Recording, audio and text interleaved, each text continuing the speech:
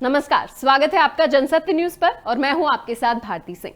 अवमानना केस में दोषी करार दिए गए वकील प्रशांत भूषण की सजा पर सुप्रीम कोर्ट ने आज फैसला सुनाया, जिसमें उन्हें दोषी करार देते हुए उच्चतम न्यायालय ने वरिष्ठ अधिवक्ता प्रशांत भूषण पर ₹1 का जुर्माना लगाया।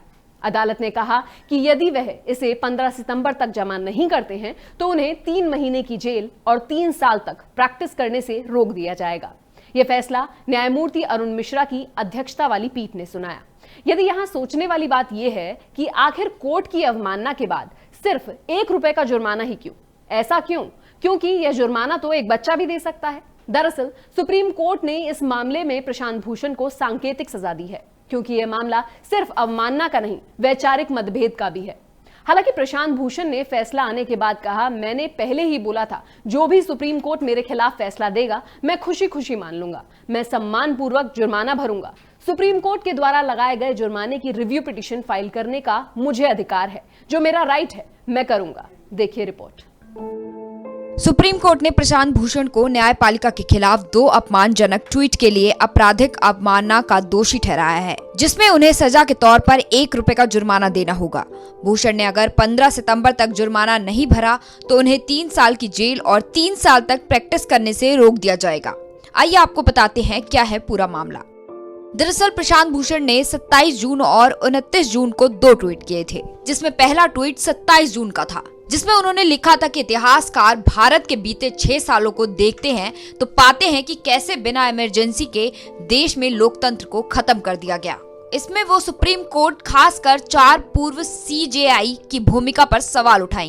इसके बाद उन्होंने 29 जून को दूसरा ट्वीट किया, जिसमें वरिष्ठ वकील ने चीफ जस्टिस SA बोबडे की हार्ली डेविडसन बाइक के साथ फोटो शेयर की। CJI बोबडे की आलोचना करते हुए लिखा कि उन्होंने कोरोना दौर में अदालतों को बंद रखने का आदेश दिया था। इस ट्वीट के बाद शीर्ष अदालत ने उन्हें आपराधिक अपमानना का दोषी भी ठहराया और सजा पर आदेश सुरक्षित रख लिया था।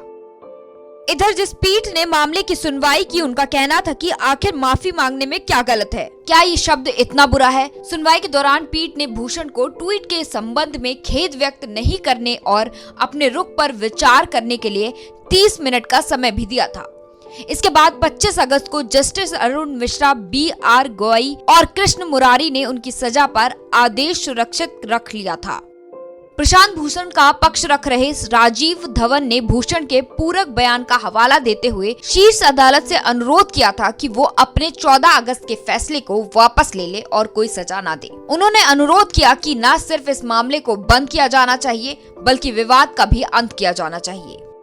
सुप्रीम कोर्ट और चीफ जस्टिस पर प्रशांत भूषण का ये ट्वीट जहां एक और वैचारिक मतभेद बन गया, वहीं इस मामले में 2 खेमे भी बन गए। जहां एक और पीठ मानता है कि एक व्यक्ति को अपनी गलती का एहसास होना चाहिए और उनकी ओर से भूषण को समय भी दिया, लेकिन उन्होंने माफी मांगने से इनकार कर दिया। तो वहीं अटॉर्नी जनरल KK वेणुगोपाल ने जोर देकर कहा कि शीर्ष अदालत को भूषण को माफ कर देना चाहिए और मामले पर दयालु दृष्टिकोण रखना चाहिए। साथ ही प्रशांत भूषण के समर्थन में देश भर के 122 लॉ स्टूडेंट्स ने कोर्ट को इमोशनल लेटर भी लिखा। Chief justice of India SA Bobde और दूसरे जजों को लिखी चिट्ठी में कहा गया कि इस मामले में कोर्ट अपने फैसले पर फिर से विचार करे।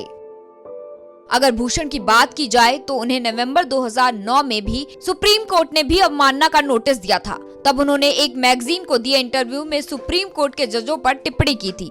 Bureau report, Jansatya news. अगर आपको हमारी ये रिपोर्ट पसंद आई तो इसे लाइक करें, शेयर करें, हमारे चैनल को सब्सक्राइब करना न भूलें। धन्यवाद।